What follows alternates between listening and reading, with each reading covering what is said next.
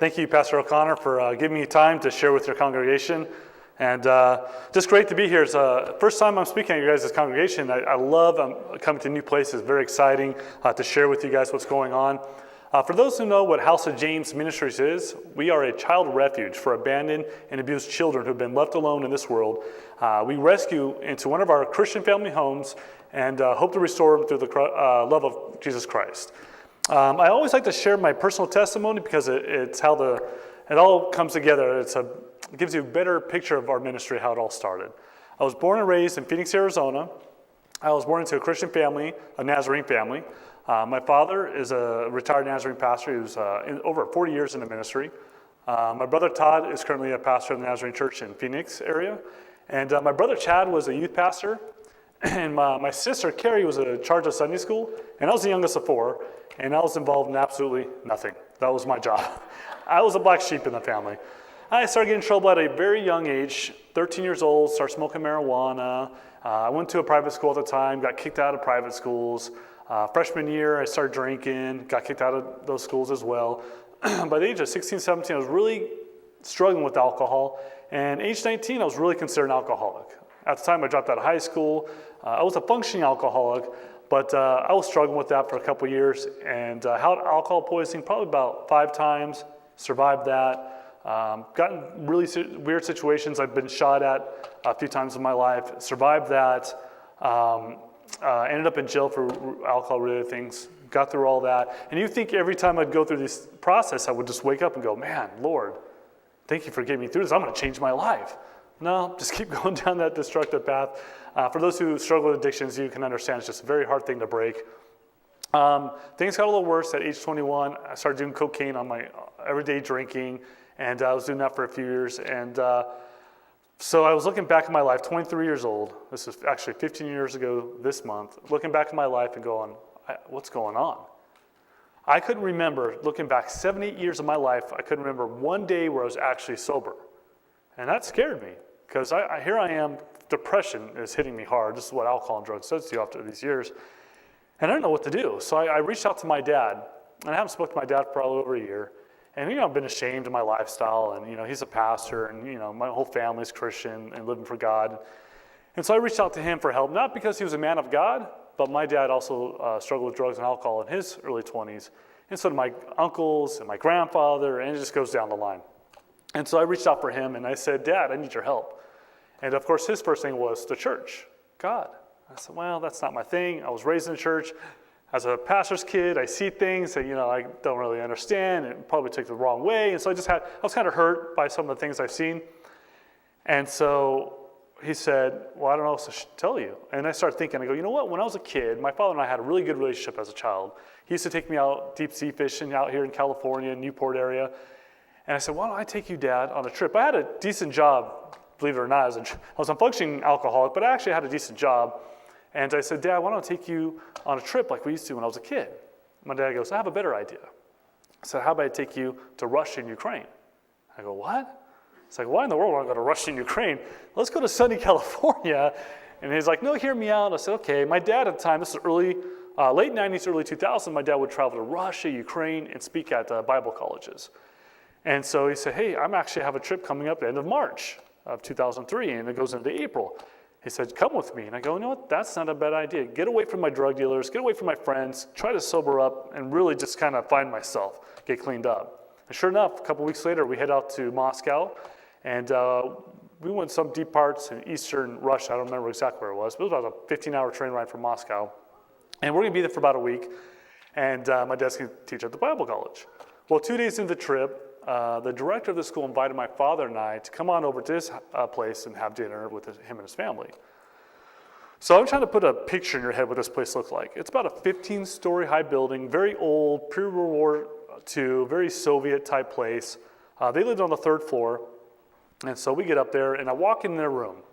So you walk in the apartment, there's literally 2 rooms. That's it. Not 2 bedrooms, a family. It's literally 2 rooms. The first room you walk in, it's got like a stove and a kitchen and a couch, and then the other room had like a couple sets of bunk beds. So it's just the husband and wife there, and we're, I guess, waiting for the kids to come home. Well, sure enough, 5 kids come walking in this place. So there's 7 people living in this compact little area. And then, they had hardly any furniture. It's very damp and cold inside. The kids are very pale, lacking nutrition. You can totally tell they're just poor as can be. But we sit down for dinner, and so they put in front of us a handful of white rice and a pickle. That was their dinner. But it kind of touched me at that point because I'm going, man, these guys have nothing, but they're willing to share with my dad and I little that they had. And that really touched me. And while we're eating our rice and pickles, I was looking around the room and I noticed the kids are smiling, having a great time. These parents have this joy coming out of them. And I'm going, what is wrong with these people? And I literally said to my dad, I go, Dad, what's wrong with these people? My dad's like, what are you talking about? I said, how in the world can these guys be happy? What's going on in their lives? Because here I'm going, man, I got a car, I got my own place, but I'm depressed. I've been suicidal for many times in my life just because of what addiction does to you. And my dad goes, Sean, something your mom and I have been trying to tell you for years, and your brothers and your sister. And I go, what? It's the love of Jesus Christ. So it hit me. I looked back at their faces, I looked back at the kids, and first time in my life, I saw God living in the eyes of these people. Now, it's kind of embarrassing because right then and there, I started crying. So here's this 23-year-old American male crying. They don't speak English. They have no idea what's going on. So they start pushing rice and pickles my way, like, hey, that's going to help the problem. And I was like, and there was no translator, but it was about 10 minutes away. He finally showed up, thank God. And so I started sharing them. My struggles, what I just shared with you guys, addictions, and I'm just hurting and wanting something in my life. And I just looked at them and said, man, I want what you guys have. And in the world's eyes, they have nothing. But we know with the love of Jesus Christ, that's all you need. And I said, I want that. So right then and there, I decided to give my life to Christ. So their little kids came around, put their hands on me, and my dad, Pastor Camp, led me to Christ for the first time in my life. And I'm still crying. And now my dad's crying, which, whatever, he cries over MasterCard special commercials and Oprah Winfrey stuff, so whatever. Sensitive guy. But afterwards, it was a great feeling. I felt something really leaped off, like a bird lift off me. I couldn't really figure out what was going on. Some joy was coming out of this. We get back to my hotel room. I said, Dad, I feel weird. He goes, what do you mean? I said, I don't know what it is. It took me a few minutes to figure it out. Well, the moment I accepted Christ right then and there, all my addictions to cocaine, alcohol, smoking was lifted in that 1 second. I'm talking years of addictions. I went through rehabs that didn't work. They worked, but I just wasn't ready for it. And this time I was ready and accepted Christ, and I was completely free. And it was an awesome feeling. For those who've gone through that, I'm sure some of you have gone through addictions, that freedom is something, it's very hard to explain to people. It was a wonderful experience. So we spent our week there in Russia, and I was going through the Bible classes. I'm fired up, trying to learn as much as I can, because it's been, 10 years since I've been in church or read the Bible, so it was a great time. And so we spent our week there, and now it's time to head to Ukraine.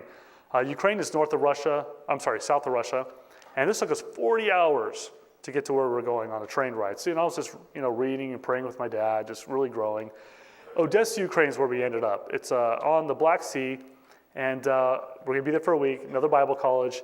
And the first day or two, I think we were there, we went out for a dinner with the director of the school there. And while we're eating outside, I noticed a bunch of kids running around, asking for money, begging. They got closer, like 8 or 9 years old. It's like 10 o'clock at night. We're raggedy clothes. You could tell street kids, right? So I kind of pulled one over, and we had a translator, and I said, what's going on? Oh, we need money. And I said, why are you living on the streets? Mom and dad are alcoholics, so they beat me, or I don't know where they're at. I've been left alone, an abandoned house. It's just this crazy stuff I'm hearing, right? So later on that night, I couldn't sleep, thinking about these kids, can't get them out of my head. The next morning I came up to my dad and said, man, I feel like God wants me to do something for these children. And my dad's like, what do you mean? And I don't know where it came from. I said, build a home for them. My dad's like, build a home for them? I'm like, yeah. He's like, you're a 23-year-old American drug addict alcoholic. What are you going to do for these kids? And I said, that's a good point, Dad. But I go, wait a second. God saved me. I feel the deliverance. He called me here for a purpose. And my dad goes, well, that's a good point. He said, pray, read your Bible, God will speak to you. And I did. That week we were there in Ukraine, I was reading, and God was really speaking to me. And it was time, our trip came to an end, and it was time to head back to Phoenix, Arizona. And I'm on a 10-hour flight. And I was kind of disappointed. I felt like I was leaving something behind. I felt like God wanted me to do something. So I was a little disappointed. But halfway through my flight, I'm watching a movie. You know how these movies, on the older flights back then, just repeat the same movie and over and over. I was watching it for the third time, I think. And I remember God said, put down your headphones, open up your Bible. Now, you got to remember, it's been over 10 years since I really looked into my Bible. So I didn't know what to do. So I opened up my Bible and did one of these things. God, speak to me. You guys got to try it. It really works. It's pretty cool stuff. And I opened up to James 1:27. And it says, religion that God our Father accepts as pure and faultless is this, to look after orphans and widows in their distress and to keep oneself from being polluted by the world. Well, there's my confirmation. Take care of the orphans. Keep yourself from being distressed, polluted by the world. Stay off the drugs and alcohol. It was clear. And I remember my dad was about a couple aisles behind me in the plane, fast asleep. And I remember waking him up. Hey, Dad. He's like, what? I said, I'm going to move to Ukraine. He goes, what? I go, yeah, I'm moving to Ukraine. He goes, all right. He goes right back to sleep. I don't know how the guy does it. Anyways, we get back to Phoenix. He says, is that true? You ready to? And I said, Dad, I'm doing this. He goes, Sean, 100% behind you. So within 2 months, I sold everything I owned, got rid of my debt because I had gambling debts too, got rid of those. And literally 2 months, I was able to speak at a couple churches, raise a couple $1,000s, buy a ticket. July of 2003, I was back in Ukraine, didn't know a single soul, trying to make connections with people. I didn't have an organization I was connected with yet. And I was there for about a month, ran out of money, didn't know the culture, didn't care for the food at the time, didn't know the language at the time. So it's what you call culture shock at its finest. And I remember just calling up my dad and saying, Dad, can you send me some money? He goes, for what? I said, I need to fly home. I need a ticket. He goes, I'm not going to do that for you, son. I'm like, what do you mean? You're going to leave me hanging dry? So he said, if you come back, you're going to fall back in the old lifestyle. You're going to run away from God's calling. This is just a test. And I said, I don't know what to do. My dad goes, you know what? I'll swing by and we'll figure it out. I'm like, swing by from Phoenix, Arizona? You don't swing by to Ukraine. Well, sure enough, 2 days later, he flies into Ukraine. His church gave him an entire month off just to be with me, pray with me, encourage me. It was an amazing month he was with me. And at the end of the trip, he goes, I want to introduce you to some missionaries with the Church of Nazarene. I don't know if some of you have heard of Bob and Colleen Skinner. I know some of you have. Wonderful missionaries. They've been doing their work there for 10 years at the time before I got there in 2003.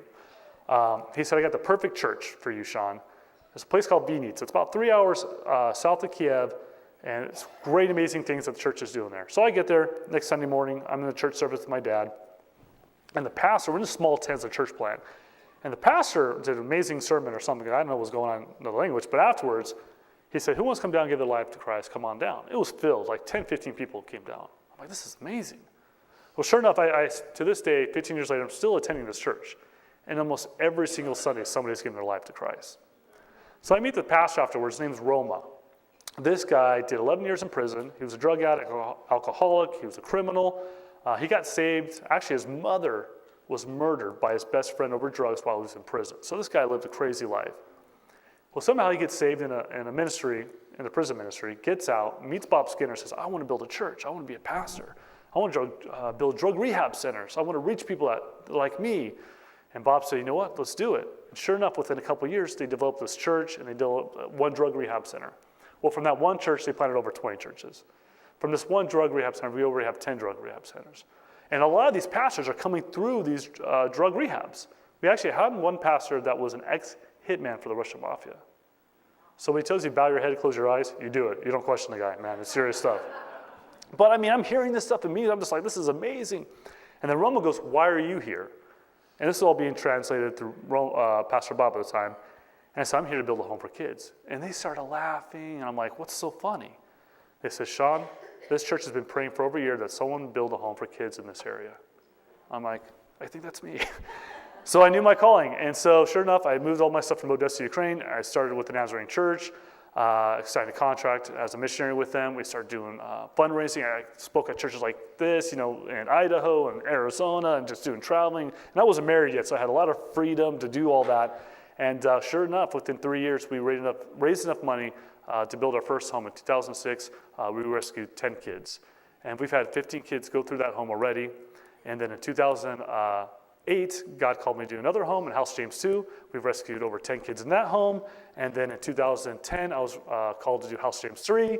And then we rescued 10 kids in that home. So God has been doing awesome, amazing things through this ministry. And I do have a video I want to show you here in a second. And it's a pretty neat video. It's going to show you House James 1, then House James 2, House James 3. It shows some stories of what the kids gone through and where they're accomplishing today.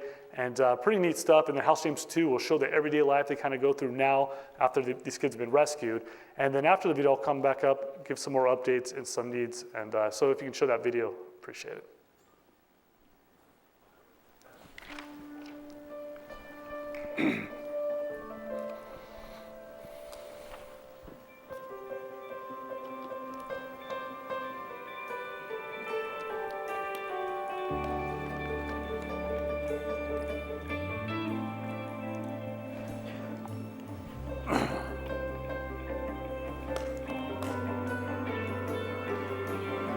Sorry.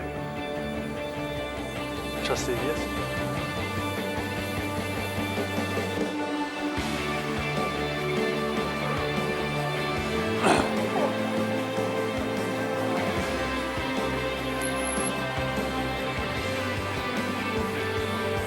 Are you able to feed them more than rice in a pickle? Yes.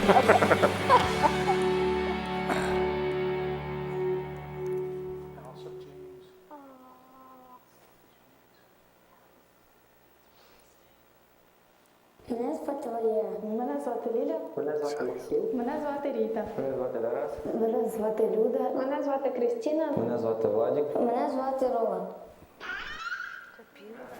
Yeah. The first kids we brought in, it was just a nightmare. When we brought in Luda, we took her to the hospital. This little girl, Luda, she saw with her own eyes how her biological baby brother was killed.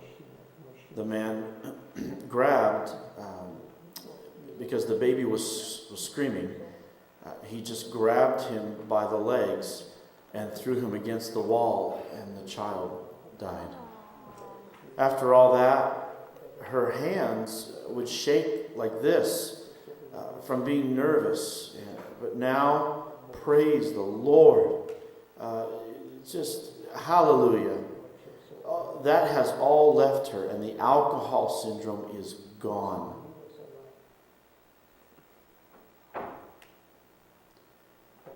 It's awesome to see results like that. The children had no future or any hope. But now, one of the girls, Lila, is winning first and second place in all of Ukraine in kickboxing. She found her place in life. Another girl, her sister Rita, she competes in track and field. And she runs. She also has a lot of awards and medals. She entered into the university with a full scholarship, all on her own. What was stolen from them is now being restored. I want to say thank you very much to everyone who prayed for us, who invested into the home, the church, every child, and us. Thank you.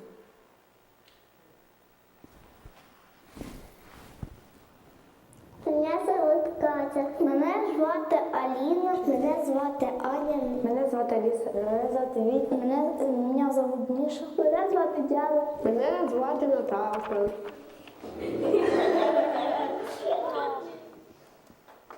Wake up!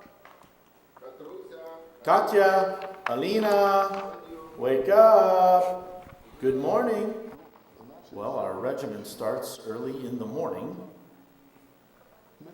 We all get up at the same time in the morning.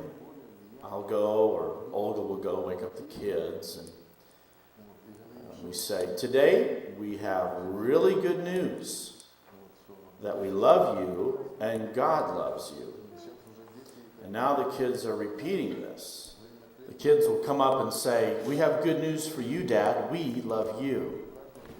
Everyone has their own obligations with their own chore.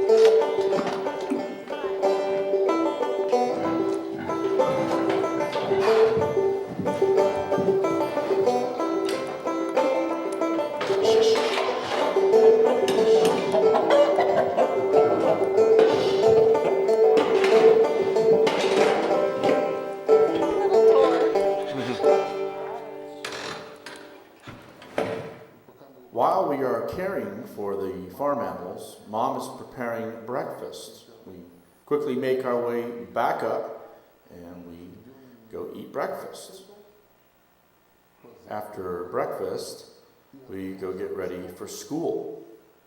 Get dressed and we go to school.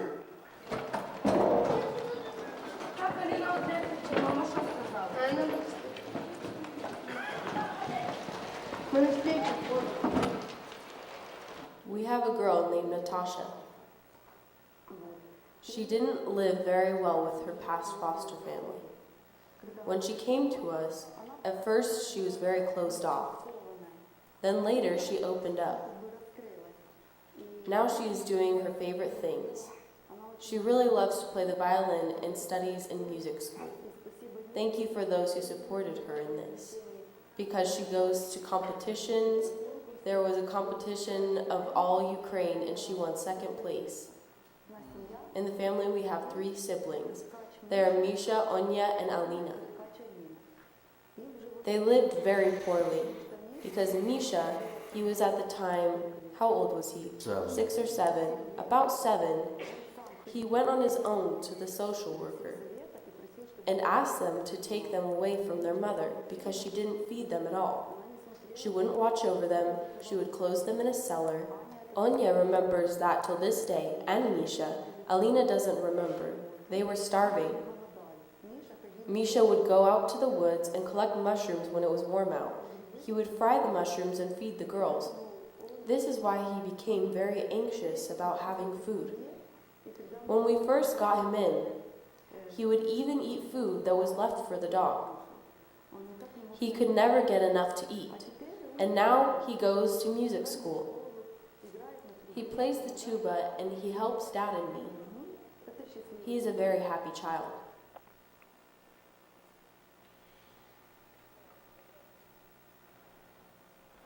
Мене звуть Аня. Мене звати Ніка. Мене звати Ярослав. Мене звати Катя. Мене звати Ілля. Мене звати Даша. Мене звати Іван. Це Тіма. 4 years have passed since our ministry started. About 2 weeks ago, we took 3 new children into our family. These last 3 children that we took in came from very difficult conditions. Their father completely abandoned them. Their mother didn't take care of them. They lived in horrible conditions because it was a drug house. So the kids were removed and they were given to us. Now we have a full house of 8 children. Most of them didn't even know that None of them did.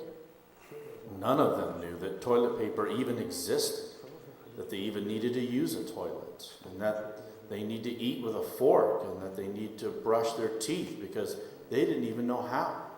Of course, these are the kinds of things that need constant attention and monitoring. Now today, these children have basically all they need because of House of James.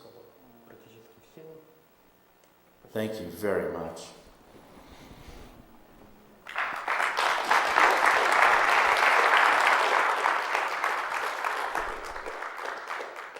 So as you can see that each house has house parents, like a mom and dad, and the kids, the first day we rescue them, they have such a desire to have a stability, life, and have parents.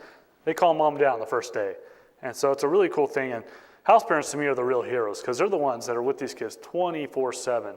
And, and when you have 10 kids like this, it's almost impossible for them even to have jobs because one kid's always sick. And when you're dealing with these type of kids, there's always discipline problems, behavioral issues. So that's why they rely on us for all of our support. And they do get a little funding from the government, but it's nothing close to what they need. And so that's why we're there and helping them. And you notice in House James 2, there was a boy named Misha and his 2 little girls. Their mom would leave them days and days by themselves. He was 6, she was a year old, and the other girl was 3 years old. He would go out and find mushrooms. A 6-year-old doing this for his girl, his sisters. It's unbelievable how much love he had for him. And when we rescued Misha, we didn't rescue those 2 girls yet because we didn't know. They were scattered, and he was telling us and crying about, I want my sisters, I want my girls. Can you please find my sisters? It's a 6-year-old boy worrying about his 2 little girls. And we found them. And that's the great thing about House James. If we have the chance, we'll find the siblings, reunite them, and put them under the same roof, and then they'll grow together in one house. So it's pretty amazing things what's going on there. If we didn't rescue these kids, a lot of people don't know, a lot of you heard about sex trafficking and things like that. Well, Ukraine is one of the hubs. I mean, kids like that would be going into sex trafficking, our girls especially, if they weren't rescued in our homes. And then there's another thing a lot of people don't know about is labor trafficking. Taking boys, sending them to Russia and other parts, working as slaves, basically, for no compensation whatsoever. And those kids can end up something like that. And we've heard of really bad stories, and we're fortunate that our kids are in our home and have to experience that. You see the kickboxing girl, right? She won first place of all of Ukraine. Well, last summer, she won first place of all of Europe. So really cool, amazing things there. And we've got a couple girls at university. We have one girl who's already graduated the program. She got married. She has a kid. One of our oldest boys, Maxime, is now 22, has a job. Every kid that we've gone through our homes, we have 5 or 6 that have gone through them. None of them are doing drugs. None of them are drinking alcoholics. Nothing. They're just living clean lives. And right there, that's a victory. So it's an amazing thing what God has done. Some other things I'd like to mention. For us, this ministry to strive, we need monthly sponsorship. And we're getting about $4,000 a month, and that's supporting 40 people on $4,000 a month. So you can imagine, things are real tight. Yeah, you see the video, things are looking good. And there's big times where we had a good month, and we're able to do things like that.